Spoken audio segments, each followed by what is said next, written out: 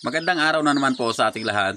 At nandito na naman po tayo sa ating farm para gamutin po itong ating mga sisiw. So tuluyan na nga pong nagkasakit itong dalawa nating sisiw. Kaya tayo po ay bumili kanina ng ibang brand ng gamot dahil ilang araw na po akong nagpabalik-balik ay wala po tayong mabiling Tepox. So Tepox 48 po kasi yung ginagamit ko pagka napapansin ko na yung aking mga alagang sisiw na gulo-gulo na po yung kanilang mga balahibo gaya niyan. At nag-umpisa na pong mag-droppings ng mga may pula or dugo sa kanilang droppings, ay yun na po yung ating pinapainom.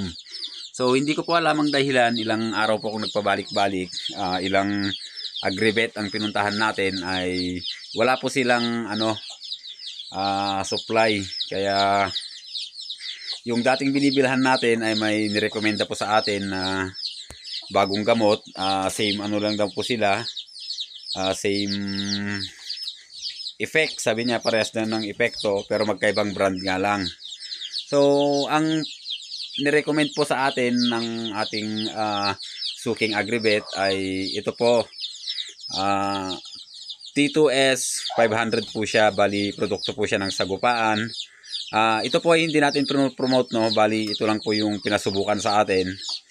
At kung maging maganda man po ang kanyang resulta ay baka mag-switch na po tayo dito. Kaya susubukan po natin ngayon at mayroon po tayong tubig ngayon dito na malinis. So ilalagay po natin to dahil nga sa water soluble powder naman po siya.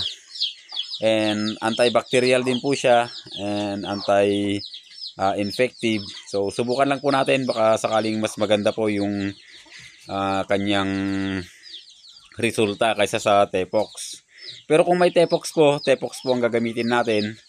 Ang naging problema lang po ay wala nga po sa mga Agrivet ngayon. So hindi po natin alam ang dahilan, no. Bali dalawa po no yung ilalagay natin at lahat ng ating mga alagang sisiw ay lalagyan po natin. So lahat naman po ng malalaking company na gumagawa ng mga feeds or sa mga mga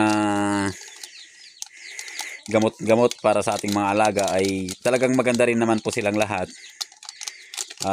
Talaga naman pong pinag-aaralan nila yan. Kaya lang ay kailangan nating subukan, kumbaga kung ano yung subok na natin. So yun po yung lagi nating ginagamit. Pero sa ngayon ay ito nga ang ating gagamitin. And i-update ko po kayo kung anong magiging nito. Magiging resulta sa ating mga alaga. So kamay ko na po yung pinanghalo ko dahil nga malinis naman, naghugas na ako kanina. So ginawa na lang po natin tong video na to para makita nyo naman yung ginagamit kong gamot or first time kong gamitin to, no. I-share ko na rin po sa inyo. And kung ayaw pong uminom ng dalawa, obserbahan ko. Kung ayaw po nilang uminom dahil nga ganyan na po yung situation nila. So kahapon medyo okay pa yung mga yan. Bali magdadala na lang ako mamaya ng C-Range at ipapasok na lang natin sa kanilang bunganga para siguradong makainom sila. So dati po pag nagpupurga ako, ganun yung ginagawa ko para siguradong makainom sila lahat.